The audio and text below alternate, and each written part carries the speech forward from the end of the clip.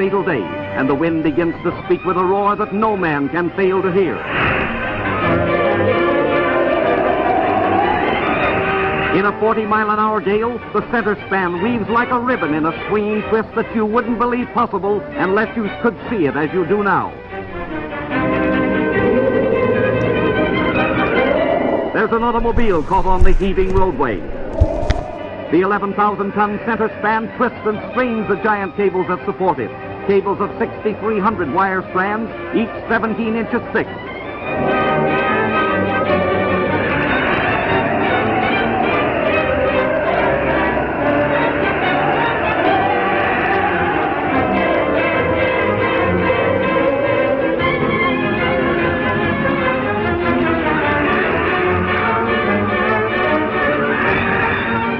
Back out of the danger zone, all stricken spectators are driven to safety as the bridge gyrates like a nightmare high above the river, twisting, turning, curling.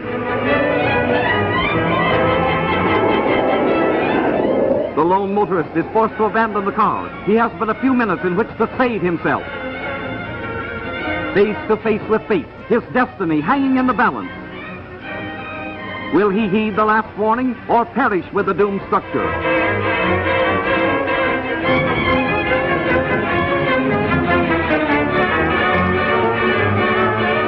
But he saves himself by seconds.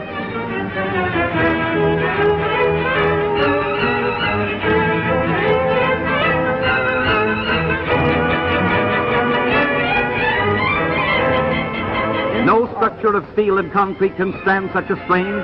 Steel girders buckle and giant cables snap like puny threads. There it goes!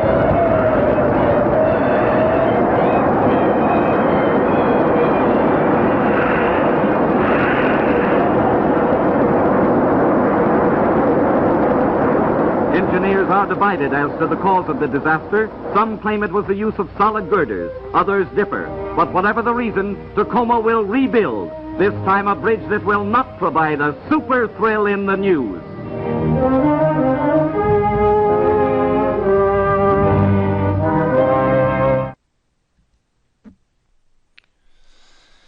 Hi everyone, welcome to Structures and Engineering. I'm sorry I can't make it for the first class, but I'll be in on Monday. So today I just wanted to show you that little video about the Tacoma Narrows Bridge and how we can learn from our failures. Essentially this class is all about failing, not necessarily for the grade, but what we can learn from the projects that we do in class. So I have a short, very exciting video about the grading policy, and then I will give you a short one-day assignment that will be collected at the end of the period by the sub for me to assess. So be sure that you take this seriously, and best of luck. Thank you. Okay, what you see before you is the grading policy for this course. This is similar to most elective courses where, unlike math and English where you have homework and assignments and tests, your performance in the class is what you're graded on.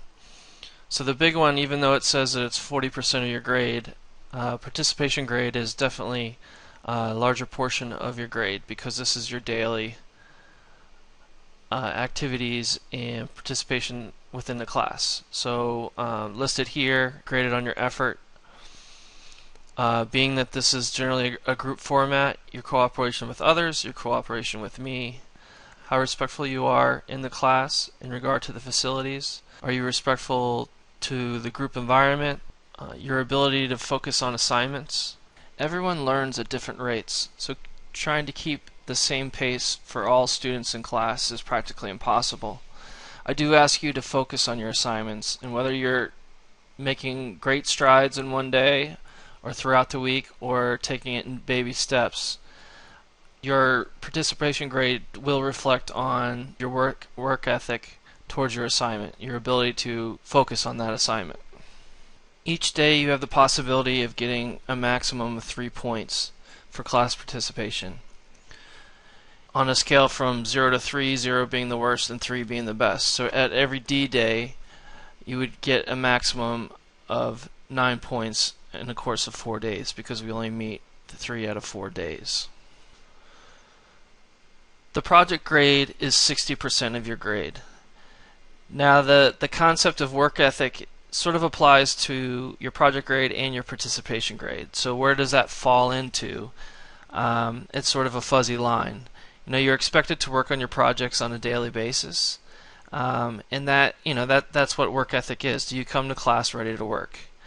The quality of work is not necessarily are you the best in the class. It's not like the person that has the best project always gets the A, and the person that's not necessarily as skilled in this course will always get a C or a D. That if you're able to provide evidence of the learning goal and the main concepts within an assignment, and I can see that you're working on it every day, your project grade will reflect that hard work. And finally, this concept of being a team player and having the ability to give and accept constructive criticism will become an important role within this course. This is not an environment where you're working by yourself. Often you will be paired up with 1 or 2 other people to work on a group assignment. And I need you to have an open mind and respect different points of view. Now I appreciate you listening to this exciting video on the grading policy within this course, and I'm sure it will be the highlight of your day. But now you will start some beginning drawing assignments that will help me assess where you're coming from and how I can direct you in the course of this class. Okay, your task for today is to use 3 pieces of copy paper that you're going to create 3 separate interlocking units that will support a plank of wood. So this contest is sort of one is to build a successful structure that is obviously 3-dimensional. It's self-standing on the table. That's three pieces of paper folded into larger forms that would stack on top of each other. You are trying to design this so that it will hold one piece of wood that is roughly the same dimensions as a piece of paper, but obviously thicker than a piece of paper. So an 8.5 by 11 piece of wood will be supported by 3 pieces of paper. The minimum requirement of your structure will be 7 inches in height. So 3 pieces of paper that are creating 3 separate forms that are stacked on top of each other to support this piece of wood. You guys will have approximately 30 minutes for this experiment, and good luck.